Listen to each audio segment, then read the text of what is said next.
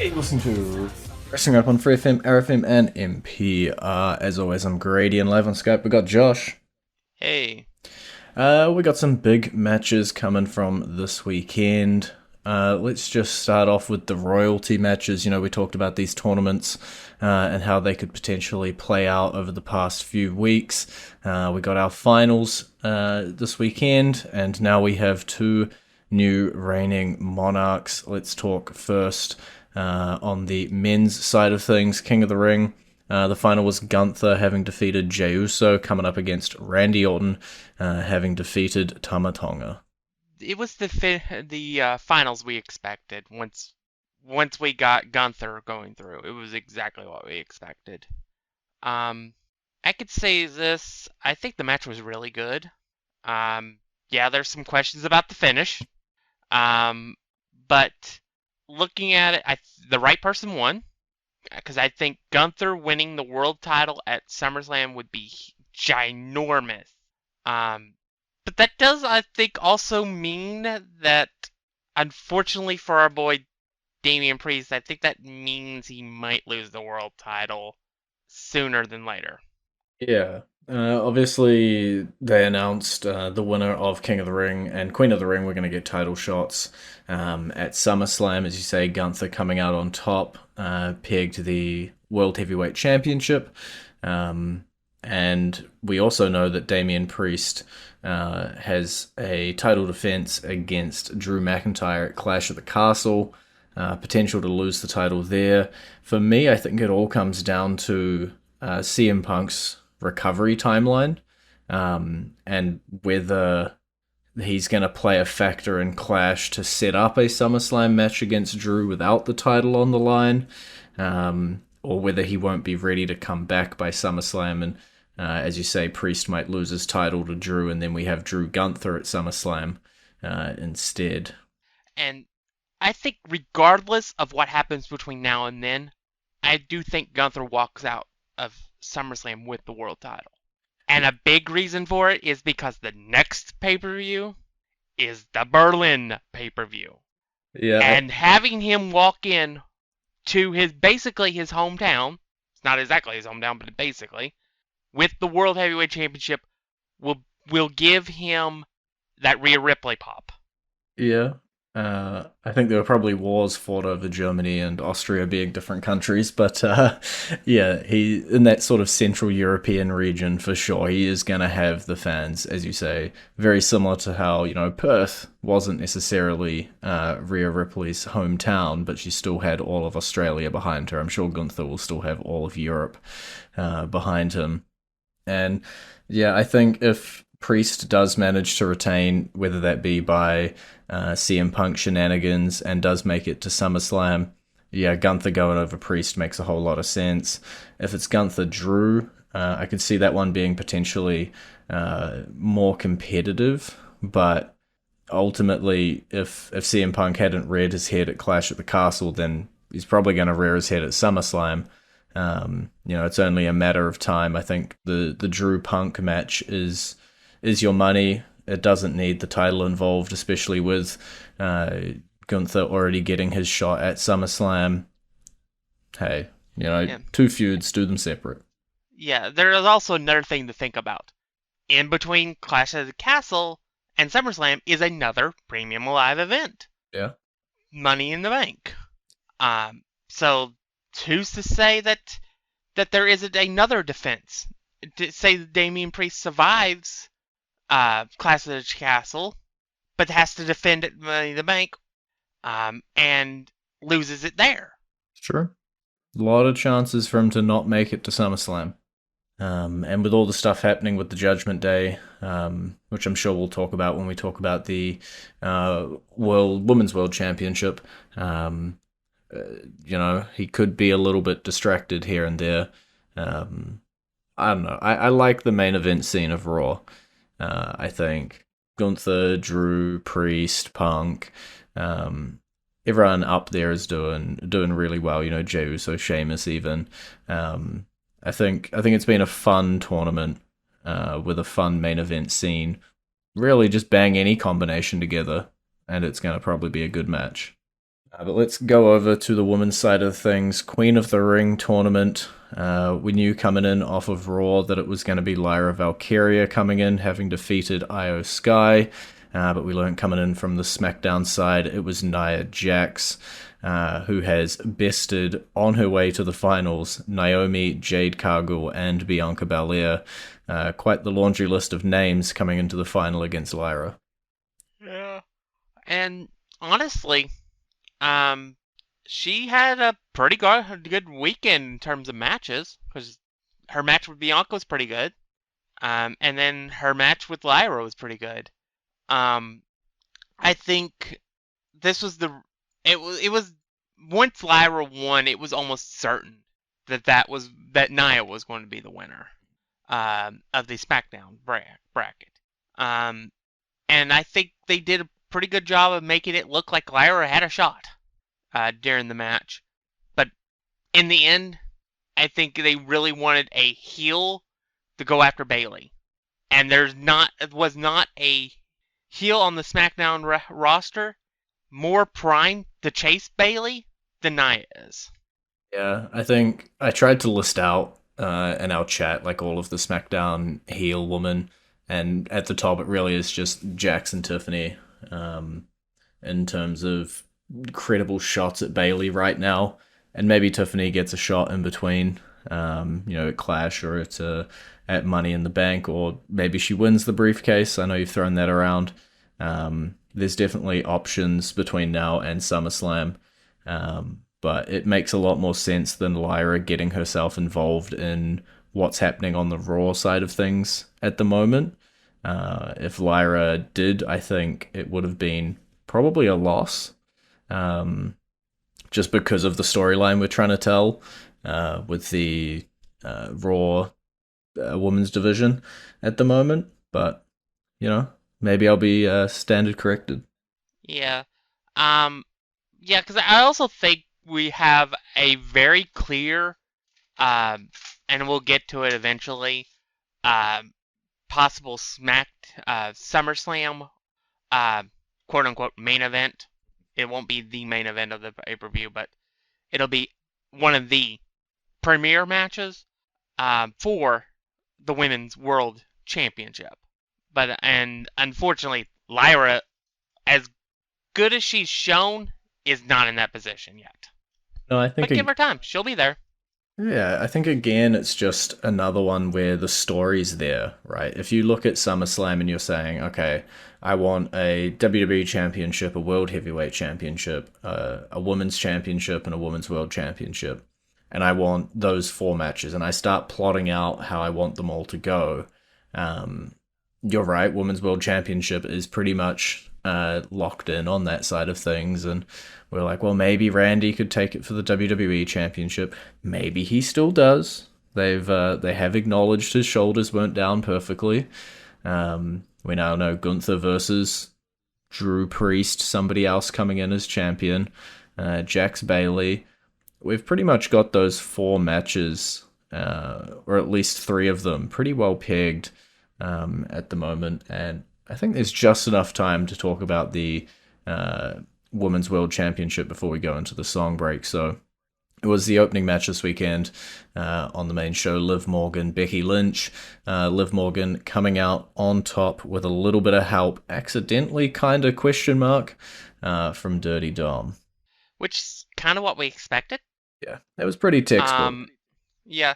I do think Becky definitely did take the John Moxley role of I'm going on vacation, but I'll do this to put the title on somebody else so that it's easier for a transition. It definitely felt in case of emergency break glass. Yeah. It's fine because it meant more with her beating Becky. 100%. Liv's not fully a star, but everything is coming into play here. The story with her and the Judgment Day is probably might be what could get her over the top. We'll have to see exactly because one of the big problems with her last reign was it just fizzled. We got the moment of her winning the title, and then it just seemed like that was it. they didn't really have anything for her, or no story, no character development, just title reign, and then a couple months later she lost it. So I'm hoping that they do more with her character and stuff, and based on what happened on Raw, it looks like they are trying to do that, because after Liv successfully retained her title against Becky in a steel cage match, in what could be Becky's final WWE match for a while, I'm not entertaining the idea that she could go to the other company, because I think she's smarter than that. I think she just wants some time off. She's been going hard for a while. There was a very awkward kiss um, between Liv and Dirty Dom that definitely shows that they're progressing the story, which does lead us to our Raw Women's Championship match at SummerSlam. If with a big if on it, if Rhea Ripley is ready to go. But that is definitely I think the match for the women's division from Raw for that for that particular title, and everything that Rhea Ripley had is slowly being stolen by Liv Morgan, and everything is changing. She's going to come into a very different Raw when she comes back. Yeah, especially with regards to her group, right? Judgment Day has changed so much without the leadership. There, Damian Priest practically splitting off, kind of pulled Carlito in. Looks like they've run afoul of Braun Strowman. For me, the ending of the match was a little bit interesting just because Dominik Mysterio once again tried to stop Liv from winning, seemingly, and accidentally caused her to win. But during that, JD and Finn were trying to convince Dominik to stay out of it. But we've also seen JD and Finn in the background of segments involving themselves with Liv Morgan. And then you go to the end and you look at the kiss. Mysterio didn't look like he was super participating. It did look a little lopsided. And so I don't really know where everybody's feelings. It's almost like soap opera, tune in next week kind of thing. Yeah. I mean, that's exactly what it is. He's definitely not on board at this point. We'll have to see exactly what Liv can do to get him on board, because I do think eventually it does happen. But that's going to be fun to watch, and I'm just glad they're keeping Dominik's character alive while he's injured. The worst thing that could happen is what happened to Jimmy and Jey Uso when they got injured a few years ago before they came back for the Bloodline storyline. One of them got injured, so they took the other off TV entirely. Then you forget about the Usos. That's basically what would happen to Dom.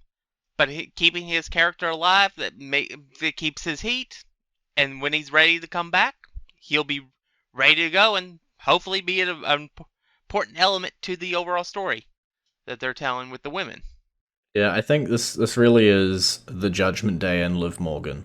And obviously, like, the stuff with Carlito, even, like, I don't know how that's all going to play out.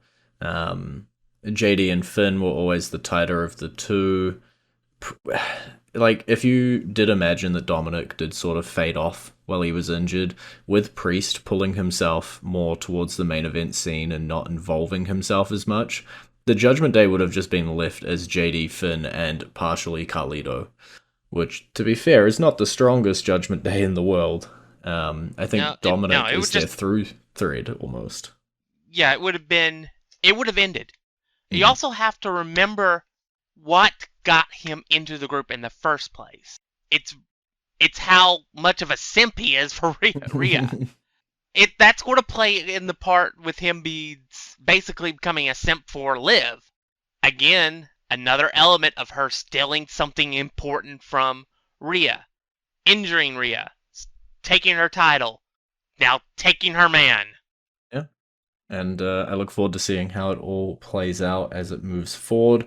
But for now, we're going to go into our entrance theme of the week. It is our brand new Queen of the Ring, Nia Jax.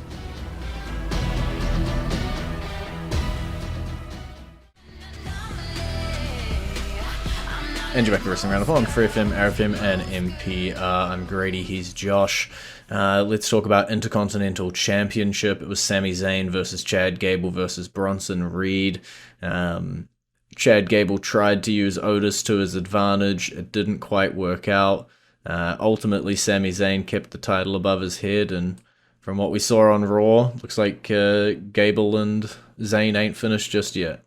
No, I think Chad Gable will get that one more match that obviously somebody else wanted a lot back in the day, and I think they may give it a stipulation this time where it's like if he doesn't do it, he can't anymore as long as Sami Zayn is champion. And I think that's when he pulls it off, because I think the whole key to this whole storyline is that Chad Gable going over, because I think he has to do it for his ego, which is running rampant despite the fact he hasn't done anything. That's the best kind of big egos, right? Yeah, especially when you're a power-hungry heel. His treatment of Otis is going to come into play. Eventually, after getting the IC title, he's going to tick off the big man to the point that Otis turns on him. And that's going to make Otis a megastar, by the way. It's going to make people remember what they loved about Otis when he won the Money in the Bank contract. Yeah, sort of. Obviously, the big thing that made them love him isn't in the company anymore because of Mandy being Mandy. Yeah. But they'll remember the things that he was able to do, character-wise and stuff. And I think he will be the one that takes the title off of Chad. So I think they are using Chad to get Otis over, while also getting Chad into the upper card too. And I think another thing I think that will happen is once, slightly before the big turn by Otis, I think the Creed brothers will join Chad, and I think we will have a basically Team Angle Jr. situation. Yeah, I think that's burning a little bit slower than I potentially had previously expected, right? I do agree the end game is Chad Gable with the Creed brothers, and with Otis having split off them. I almost would have thought that trigger's been pulled yet, but maybe we are waiting more towards a SummerSlam or a couple months down the line, or even 3-4 months down the line. Right now, the burn seems to be Maxine Dupree, where she was, this weekend, Chad asked her to not come out. And then on Raw, she's stopping Chad from attacking Otis. And she seems to be the voice of reason, almost. Trying to save Otis in all this. And then Otis is the sort of conflicted boy in the middle. Does he stick with his mentor, who's going absolute ape all over the place and trying to beat him down, or does he go with Maxine? And I think I agree with you. In the end, he will go on to the face side of things, and it probably means good things for both of them going forward. But I'm interested to see what part Maxine plays throughout this as well. Maxine is perfect in the role that she's in right now. Yes, she has a lot to work on in the ring, but character-wise, there are very few in the Raw Women's division that can touch her as a character. And she is doing some amazing work, as you said, being the voice of reason to at least try to keep things from completely exploding for Alpha Academy. Even though we know that's eventually going to happen. Yeah, probably when Ivy Nile beats her upside the head. Yeah. Yeah, we'll have to see how that all shakes out. But I do think it's a good storyline. It's a good thing brewing. We'll have to see how it all shapes out. I don't see it burning for much longer.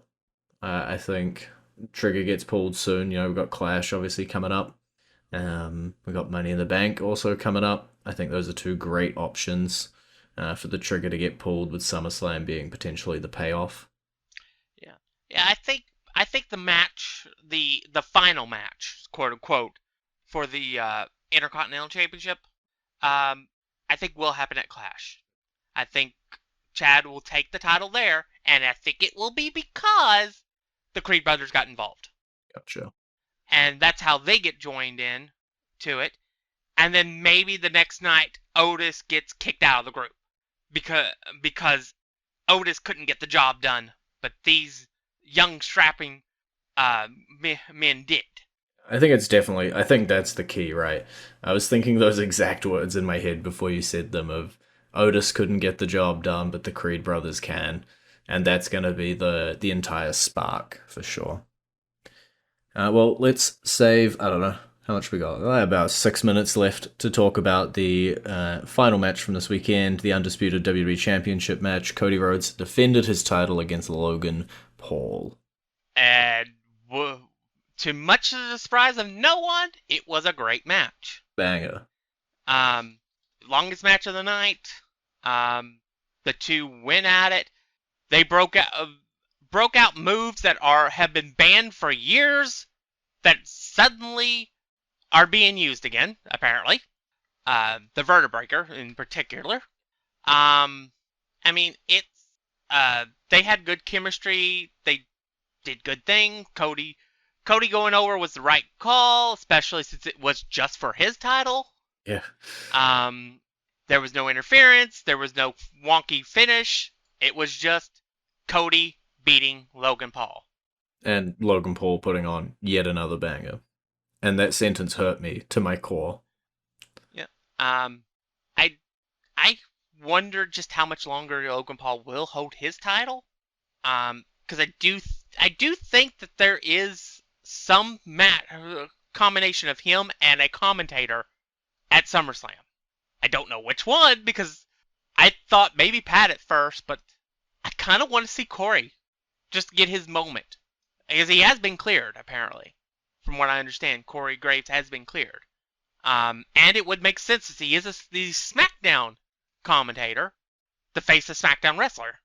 Yeah, I think Logan Paul with the United States title, I wouldn't say it's run its course, but I think it is going to very soon. Um, Still putting on great matches like against Cody here, but the title is sort of taking a back seat a little bit. Whether it's at Clash, whether it's at Money in the Bank, I could see it getting shaken up, handed over to somebody else on the up and up. You know, LA Knight, whether they want to go to Tama Tonga. They got a few options. Maybe they want to rocket strap Carmelo. There's some places they could go. You know, Carmelo Paul would be a pretty good match. Yeah, I think it'll be LA Knight. I think That's the LA most Knight. logical. Yeah, that's the most logical. They've already teased it in the past. I think Carmelo Hayes' role going up forward is going to be the high flyer in the Money in the Bank match. I Yeah. think he's going to be the one that does the thing that everybody's talking about after the pay-per-view. And I think LA Knight.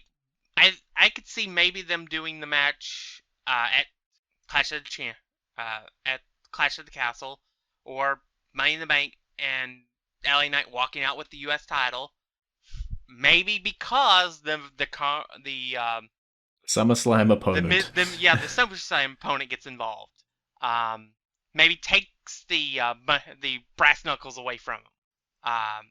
And Yeah, yeah, I don't know. It's one of those things where it's like I think we know where we're going, but getting there is a roller coaster. for sure. And if it is going to be Pat McAfee as the opponent, then we are going to have to build it at those premium live events.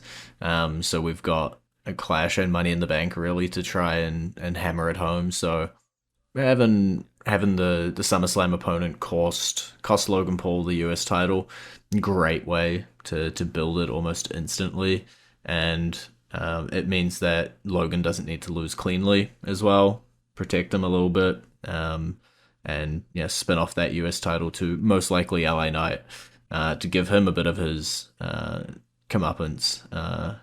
And I think you just said the key that makes me think it's more going to be Corey Graves because if it was Pat McAfee, it could only be done at the pay-per-views, and that's assuming that Pat can even go to the pay-per-views. Yeah. But if it's the Corey, it can be done at any random SmackDown, and so it does not. The story does not have to progress just through the pay-per-views. I could see both Pat and Logan using social media quite a lot as well for the build, potentially. I wouldn't rule it out. I would leave both options on the table, at least for this week. See what happens on SmackDown. Maybe see what happens on SmackDown next week. I think we'll have a better vision, potentially, towards where we're going. Well, that is all we have time for this week. It's been great talking to you. Bye. You can visit our Facebook page, facebook.com/wrestling R&D up, or our Twitter page, twitter.com/wrestling R&D up, or our YouTube page, youtube.com/wrestling RND up. And we will see you next week.